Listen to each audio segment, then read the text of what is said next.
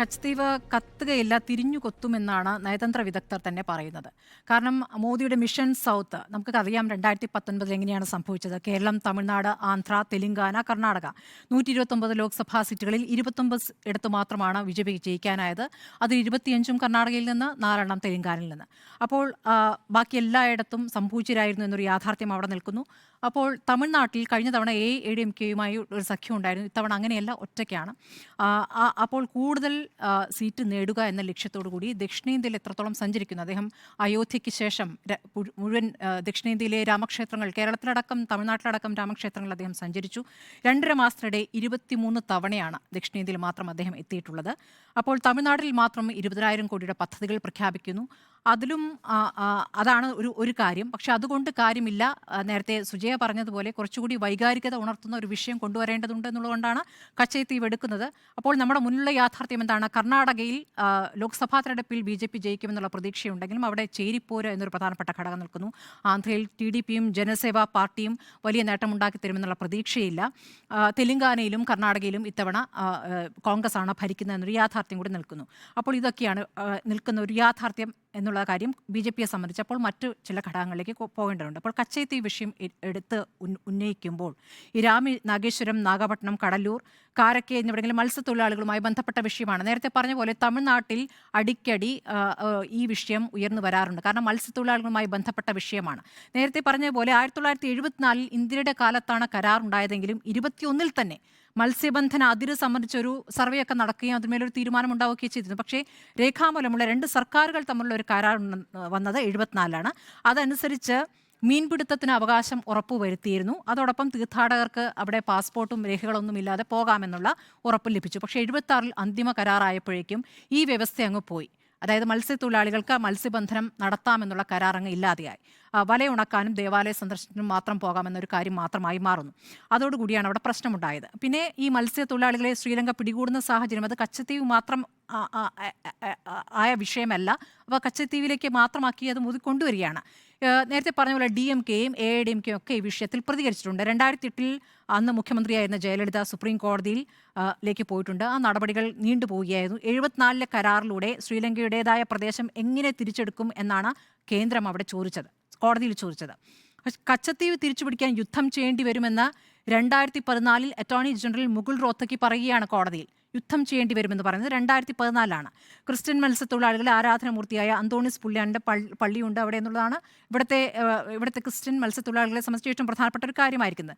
പക്ഷേ എല്ലാ തവണയും അവിടെ ഈ പറഞ്ഞതുപോലെ മത്സ്യത്തൊഴിലാളികൾക്ക് അവർക്ക് പോകാനുള്ള അനുവാദമുണ്ട്. 3000-ഓളം പേരൊക്കെ കഴിഞ്ഞ വർഷവും പോയിരുന്നു. 2500 പേർ പിന്നീട് പോയി. പക്ഷേ ഈ കഴിഞ്ഞ വർഷം സംഘർഷങ്ങൾ ഉണ്ടായ ശേഷം പോയിട്ടില്ല.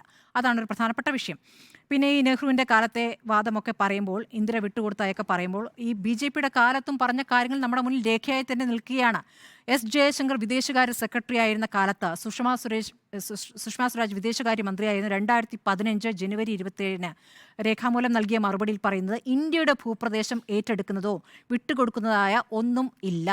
അതിർത്തി നിർണ്ണയിക്കപ്പെട്ടിരുന്നില്ല. സമുദ്രാതിർത്തിയുടെ ശ്രീലങ്കൻ ഭാഗത്താണ് ഈ കച്ചത്തീവ് എന്ന് കൃത്യമായി പറയുകയാണ്. 2014 22 കാലത്തും സമാനമായ മറുപടികൾ കേന്ദ്ര സർക്കാരിൽ നിന്ന് വന്നിട്ടുണ്ട്. അപ്പോൾ ഇതിപ്പോൾ കോൺഗ്രസിനെ കുറ്റപ്പെടുത്തുന്ന ഒരു കാര്യമില്ല. കാരണം BJP ഭരിക്കുന്ന കാലത്ത് BJP മന്ത്രി തന്നെ പാർലമെന്റിൽ പറഞ്ഞ മറുപടിയാണിത്. 2017 മാർച്ച് 15 VK സിംഗ് മറുപടി പറയുന്നു. ശ്രീലങ്കൻ സർക്കാർ ഇന്ത്യൻ മത്സ്യത്തൊഴിലാളികളെ അറസ്റ്റ് ചെയ്യുന്ന പ്രശ്നം കച്ചത്തീവുമായി ബന്ധപ്പെട്ടതല്ല എന്നാണ് പറഞ്ഞിട്ടുള്ളത്. പിന്നെ പറയുന്നത് എന്താണ്? മോദി പറഞ്ഞുകൊണ്ടിരിക്കുന്നതാണ് സ്റ്റാലിൻ DMKക്ക് ഇതിൽ താല്പര്യമില്ല എന്നുള്ളതാണ്. അങ്ങനെയല്ല. സ്റ്റാലിൻ കഴിഞ്ഞ വർഷം ദ്വീപ് വീണ്ടെടുക്കാൻ ആവശ്യപ്പെട്ട് കത്ത് കേന്ദ്രത്തിന് അയച്ചിരുന്നു. ആ കത്ത് DMK പുറത്തു വിടുന്നുമുണ്ട്. അപ്പോൾ അത് തമിഴരുടെ ഒരു വിഷയമാണ് എന്നുള്ളത് അവിടെ നിൽക്കുന്നു. പക്ഷേ ഇത് ഇവിടെ വേറെ രൂപത്തിൽ ഉപയോഗിക്കുകയാണ് എന്നാണ് പറയുന്നത്. കോൺഗ്രസും ഇക്കാര്യത്തിൽ പ്രതികരിച്ചിട്ടുണ്ട്. ബംഗ്ലാദേശുമായുള്ള കരാറുണ്ട്. ഇപ്പോൾ അതിർത്തിയിലെ അയൽ രാജ്യങ്ങളുമായി പല രൂപത്തിൽ ഒത്തുതീർപ്പുകൾ ഉണ്ടാകാറുണ്ട്. അങ്ങോട്ടും ഇങ്ങോട്ടും സഹായിക്കുന്ന തീരുമാനങ്ങളൊക്കെ ഉണ്ടാകാറുണ്ട്. 2015 ഇന്ത്യയും ബംഗ്ലാദേശും കൂടി ഒപ്പിട്ടിട്ട കരാറുണ്ടല്ലോ, സ്വാപ്പിംഗ് ഡീലുണ്ടല്ലോ. അപ്പോൾ അതിലും നമ്മുടെ കുറേ ഭൂമി അങ്ങോട്ട് പോയിട്ടുണ്ട് എന്നുള്ള കാര്യം ഖാർഗെ ഇങ്ങോട്ട് മറുപടിയായി പറയുന്നുണ്ട്. ഇതിൽ നമ്മുടെ പ്രദേശമല്ല എന്ന് BJP മന്ത്രിമാർ പറഞ്ഞ മറുപടി തന്നെ നമ്മുടെ മുന്നിലുണ്ട്. ഇത് തിരഞ്ഞെടുപ്പ് കാലത്ത് പ്രത്യേക വികാരം ഉണർത്തുക എന്നുള്ളതൊരു BJP ശൈലിയാണ്. 2019 അത് പുൽവാമയായിരുന്നു. പുൽവാമയിൽ എങ്ങനെയാണ് കാര്യങ്ങൾ നടന്നത് നമുക്കറിയാം. 2019 ഫെബ്രുവരി 14 CRPF വാഹനവ്യൂഹത്തിനെതിരെ ഭീകരാക്രമണം ഉണ്ടാകുന്നു.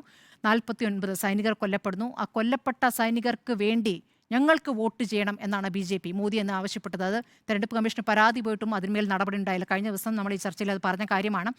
4 വർഷത്തിന് ശേഷം BJPയുടെ ഏറ്റവും അടുത്ത നേതാവായിരുന്ന സത്യപാൽ മാലിക് പിന്നീട് ചില വെളിപ്പെടുത്തലുകൾ നടത്തി. BJP പുൽവാമ നേട്ടത്തിന് വേണ്ടി ഉപയോഗിക്കുകയായിരുന്നു എന്ന് പറഞ്ഞു. പരിക്കേറ്റവരെ ചികിത്സിക്കാനായി എയർക്രാഫ്റ്റ് നൽകാൻ ആവശ്യപ്പെട്ടിട്ടും നൽകിയില്ല എന്ന് പറഞ്ഞു. ആ വീഴ്ച മോദിയെ അറിയിച്ചപ്പോൾ ഇപ്പോൾ മിണ്ടരുതെന്ന് മോദി പറഞ്ഞ കാര്യമടക്കം പുറത്തേക്ക് വന്ന കാര്യങ്ങളാണ്. അപ്പോൾ ഓരോ കാലത്ത് ഓരോന്ന് ഉപയോഗിക്കുന്നു. 2014 മൻമോഹൻ സിംഗിനെതിരെ പറഞ്ഞത്. മൻമോഹൻ സിംഗ് പാകിസ്ഥാനുമായി ഗൂഢാലോചന നടത്തി മോദിക്കെതിരെയെന്ന്.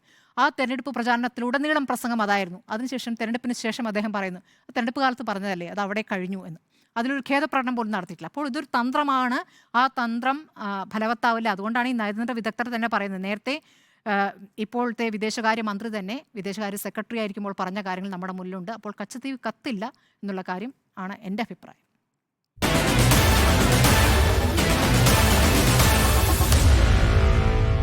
Meet the editors.